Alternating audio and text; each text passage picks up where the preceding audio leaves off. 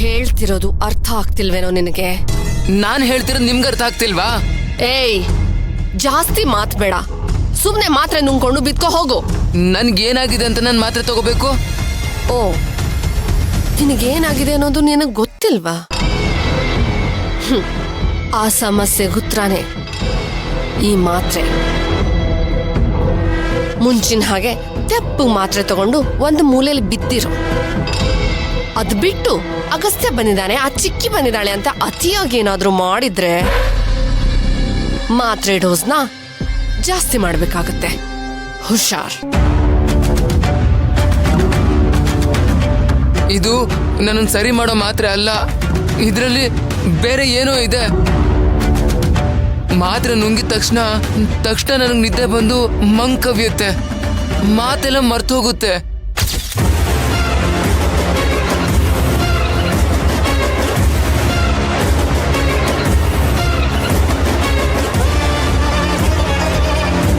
ಹಾಗಾಗ್ಲಿ ಅಂತಾನೆ ಕಣೋ ನಾನ್ ನಿನ್ಗೆ ಮಾತ್ರೆ ಕೊಡ್ತಾ ಇರೋದು.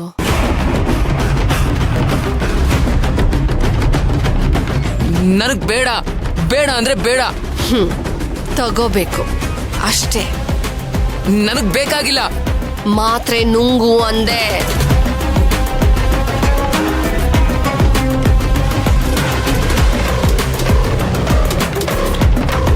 ಇಷ್ಟ ಹೇಳಿದ್ರು ಮಾತ್ರೆ ತಗೋತಿಲ್ವಲ್ಲ?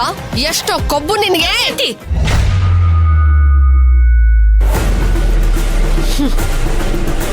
ದಮಯಂತಿ, ಏನ್ ಮಾಡ್ತಾ ಇದ್ಯಾ?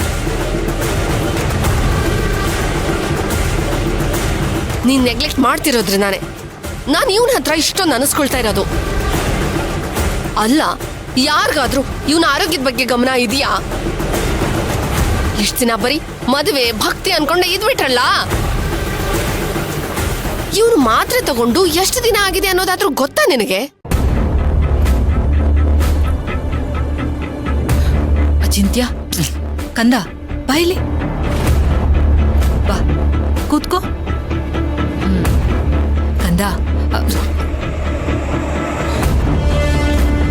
ದಮಯಂತಿ,